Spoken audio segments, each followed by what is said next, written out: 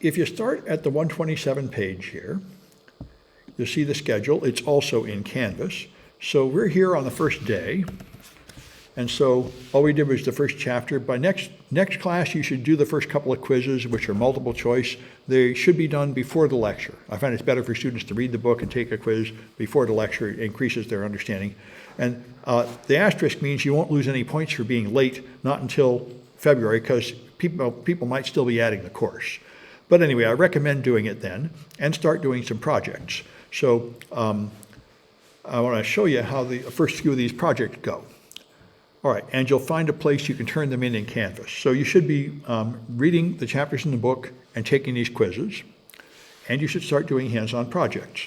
So the first one is ED 30, then ED 101 and 102, and you'll find all the projects up here, projects. So ED 30 is here. You need a Linux machine.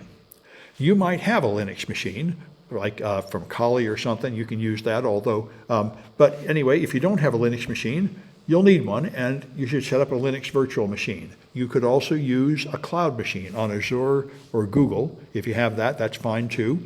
But simplest thing is just make your own. If you have any computer that is not more than 10 years old, and you have some room on the hard drive, you can probably run VMware or VirtualBox, or maybe Hyper-V if you got a Windows machine.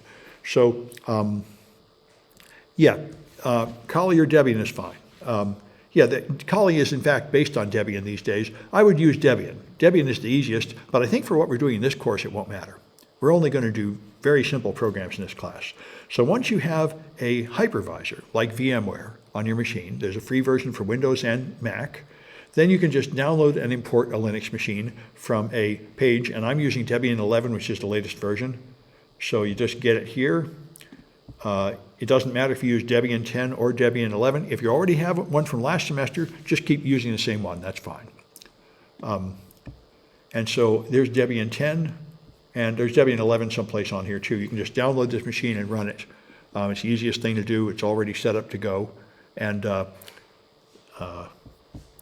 right, and so once you import this thing, and then you just have to unzip it and run it.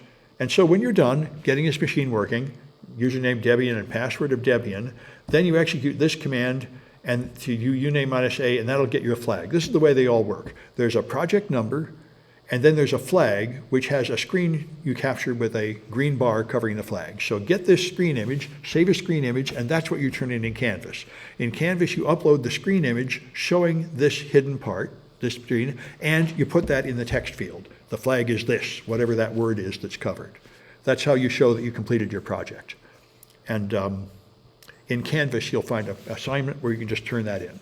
And we grade them, and all your stuff should be graded within a week. I have a grading assistant that goes through them. And so let me know if you have troubles. But every project is like this. You do something hands-on, and then you have some kind of flag defined. So after you've got a Linux machine, then there's a project here that covers the basics of how to use command line Linux. And I wrote my own called Essential Linux, which is what's still there. There's a much better one called Linux Journey, but it seems to be broken. Linux Journey's been down for a few weeks. So I'm going to have to, this is really nice. I'll see if I can find a copy of it and make a copy. But right now, this one's not going to work. But this Essential Linux one will work. And you just practice some commands here. And you practice learning how to find commands. So I think I'll just demonstrate this. Let me bring up my Debian machine. Now I've got this is a Mac M1.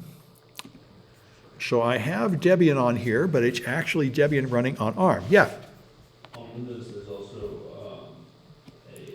add-on that you can do. It's just an Ubuntu. Yes, Windows Subsystem for Linux. You can use that. That would be fine.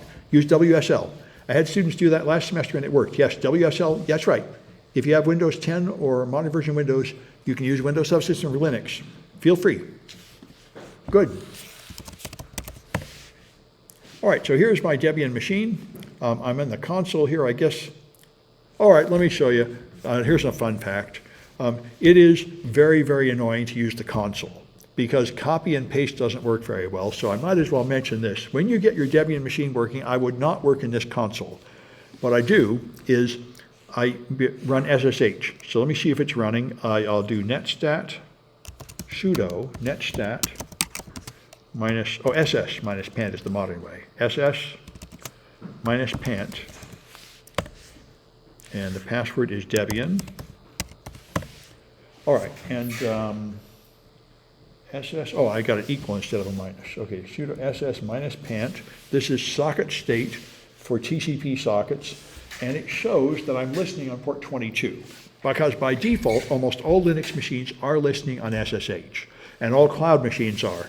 So that means I do not have to use this terminal. I can connect. If I do IPA, I will get the IP address of this machine, which is there, 192.168.11.14. So I'm going to go out here, and first let's see if I can ping it. This is my Mac, 190, oops, I'm going to put this on the right screen so you can see it. All right, so here's a command line on my Mac. See if I can ping that number, 192, let's go back, 192.168.11.14? 34, 1134, okay. All right, 192.168.11.34. Let me do this, clear. Okay, ping, 192.168.11.34. I got to spell ping correctly, however. And no reply. I think it's not all right. So I think my Linux machine is not networked correctly. I probably need to do sudo dh client minus v. This is in fact coming up in that project. What I've done is I've moved it from one network to another. It's connected to like my home network. Now I'm here, and the IP address is different. So let me see how I make that font bigger. Control plus. Oh, good. All right. Now I can do clear. Control C, clear.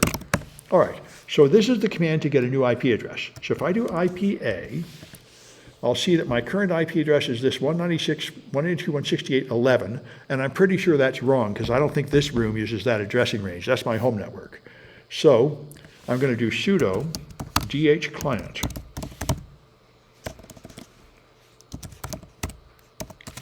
If I can spell it right, minus V, there. Yep, and now that's going to ask for a new address from the network, and there it is. Now it's 172.17. That's what this room is. So this is the equivalent of Microsoft's ipconfig/renew in Windows. And Linux, that's what you do, dh client minus V, at least in the Debian family of Linux, which is what we're using here. So it's 172.17.17.75. So 172.17.17.75. Okay, now I'm getting replies to my pings. So this is how you check networking. Anyway, I'm pointing this out because this is the best way to control your machine. You use SSH, clear, and you do SSH into it here. This is also how you control cloud servers. It's a good habit to get into. SSH Debian is the username at that address. And now I say yes, it tells me, do you want to connect to that machine? And I do. And now I need a password, which is also Debian. And now I can control the machine from here. And the reason this is good is now I can easily copy and paste from a website into this. That's why it's, even for a local machine, I prefer to just use SSH than to use the terminal, because if you paste into the terminal of the desktop of a virtual machine, you have to have VMware tools, and VMware tools never work very well at all. Yeah, what's up? You got it? Okay. Yeah, anyway, that's why this is better. Anyway, so now I can do a few things. And so the first thing is ls, the command you use all the time. Ls lists the files and folders in the current directory. And pwd tells you what directory you're in, print working directory, and I'm in home Debian. I've logged in as Debian, so I'm in the home directory for Debian. Now you can move around. You move up with ... change directory, ... and now if I do pwd, I'm in /home. If I go up again, ... and do pwd, I'm now in the root of the whole system, which is /. And if you do ls, you'll always see pretty much the same thing on every Linux machine, like bin and lib and temp and var. These are the standard Linux directories that the operating system and everything lives in. Okay, I see some questions here. How do I just do command U name for the project? Yes, that's right. You do that command. That's right, once you get in. Yeah, and no, I don't think it meant, the answer, that's true. I think the actual answer on my machine looked a little different, yes. There was a uname, to get the project, you do uname minus A, which gives you information about your operating system. And in fact, yes, here it does, this AArch64 is what tells me that this is in fact running an ARM version of Debian instead of an Intel version of Debian. All right, this gives you the exact detail. This is the kernel version and so on. This is all the details of what version of Linux you're running. All right, so let me see if there's anything. So that's ls and ls minus L. If I clear this, if I do ls, it gives you just the names of things and it color codes them, which I find very annoying because I can't see the colors very well. ls minus L gives you full information. And this you need to learn if you haven't learned this in Linux. You have the name of the object here. You have the timestamp, date and time. This is the owner. This is the group that that owner is in. So this object bin is in fact a link pointing somewhere else. That's what the L means. But aside from links, the first letter tells you what it is. This is D for directory and dash for files. Now there aren't any files in here. Let me just go home. CD will always take you to your home directory. So now I'm in home Debian. Now if I do ls minus L, I see a file here called happyfunball.apk. That's an Android application we made in the last semester to hack into Android systems. And it starts with a minus because it's a file. Files start with minus, directories start with D. And after that, you have the permissions. It's read, write, execute, read, write, execute, read, write, execute.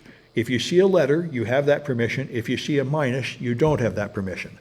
The first three letters are the permissions for the owner of the file. The next three are the permissions for people in the same group.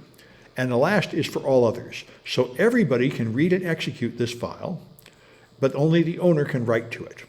That's a common permission that you want. You can put up a program, you want everybody to run it, but only the owner is allowed to change it or delete it. Anyway, that's the information you get from ls minus L. Now I see another question. Can the hypervisor be installed on an external drive? Yes. If you have a USB drive, you can put it on there. A USB thumb drive will not work, but a USB drive or SSD remote will work fine to put virtual machines on.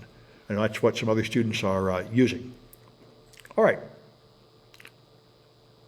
Yes.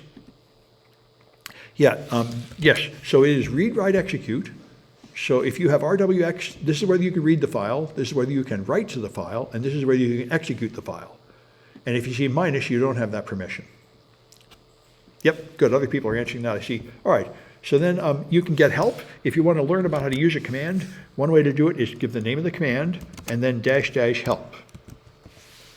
And this will give you a relatively short list of explanations of the various commands. Like the only thing we used here was ls minus L, and there it is, use a long listing format.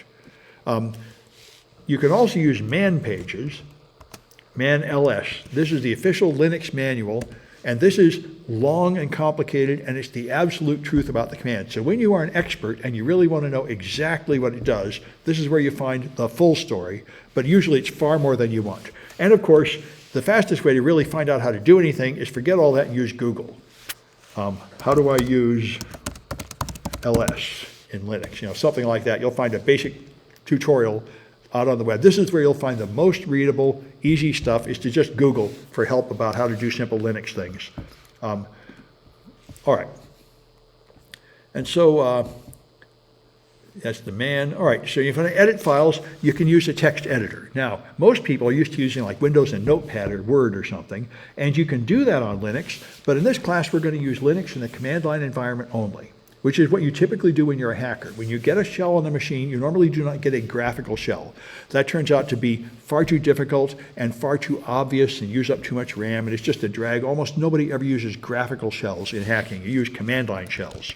That's why it's good to get used to this SSH thing. I don't see a desktop. I can't use the mouse. All I can do is type commands. You can do everything from here after you learn how to use it. So if I want to make a file, I use Nano. Nano is a really old text editor. It is so old it predates the existence of mice. So the mouse will do nothing, which confuses people at first.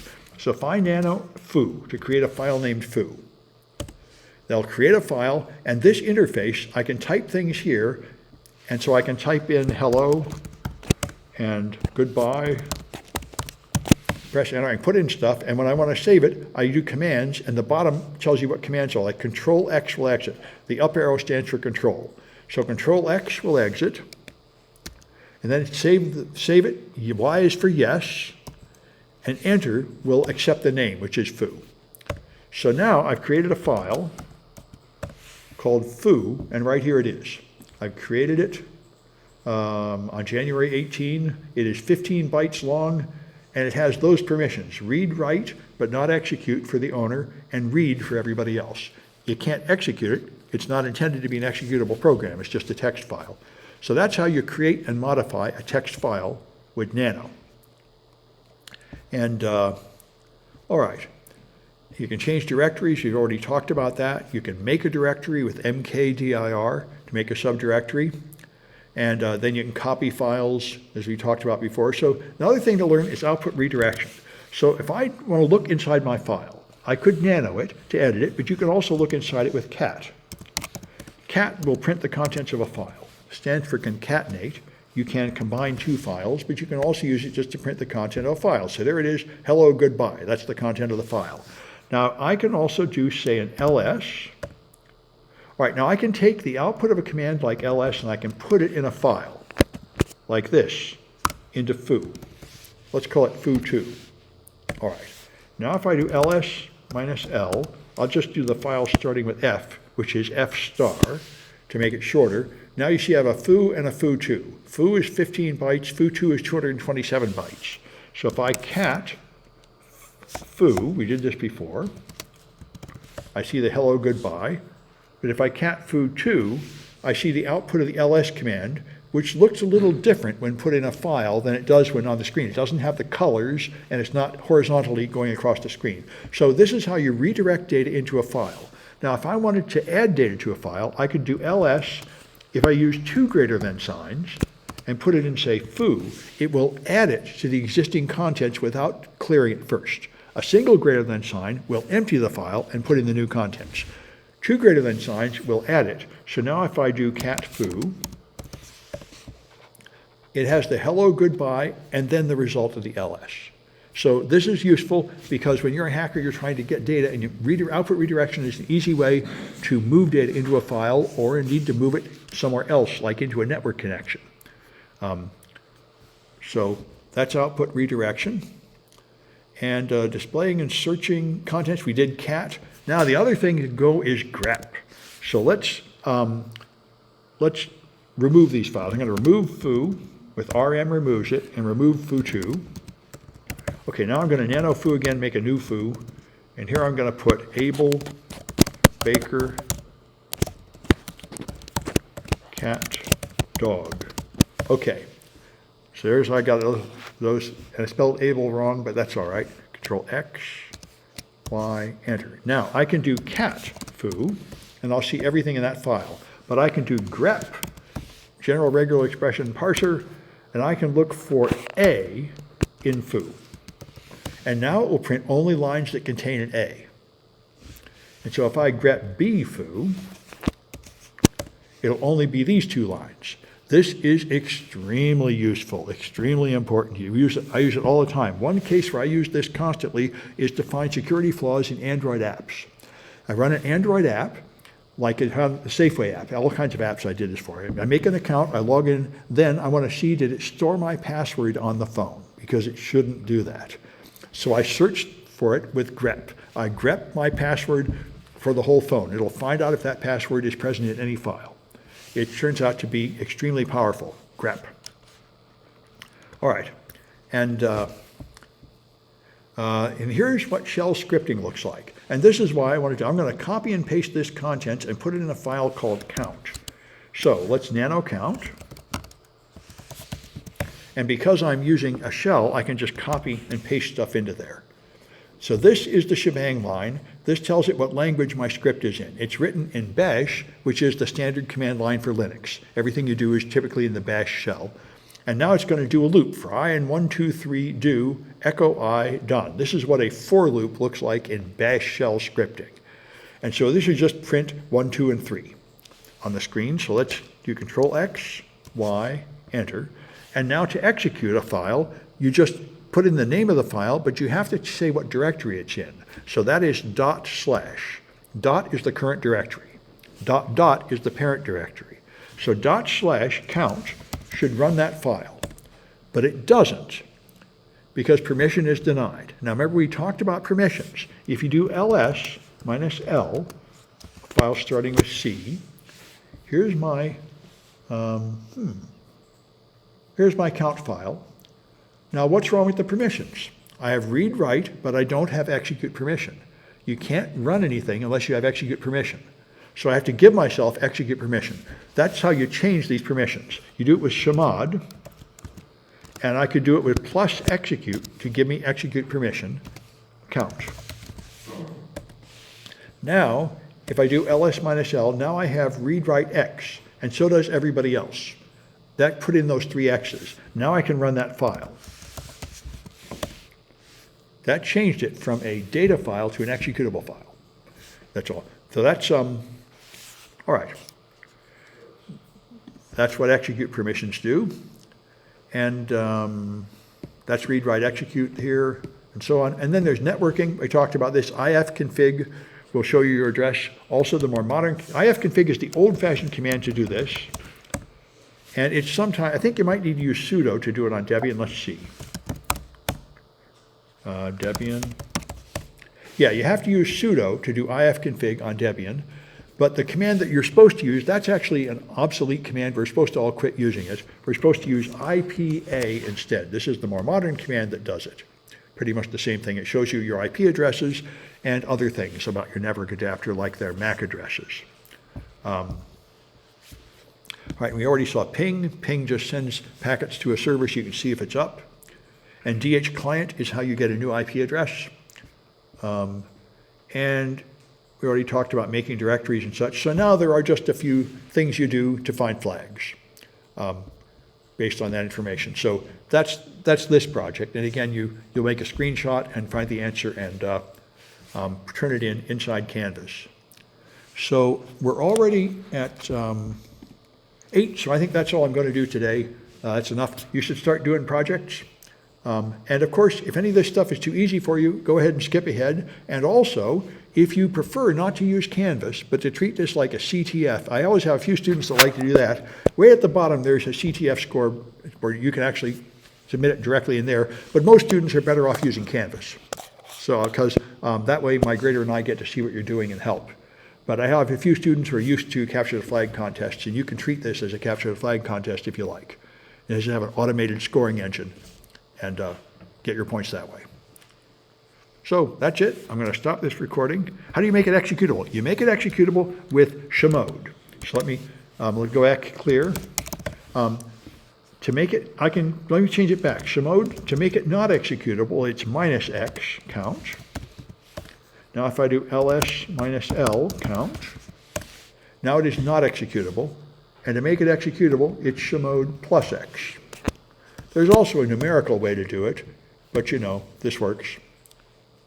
Chmod is change mode. That's how you control permissions in Linux. All right, I'm going to stop this recording. And, yep.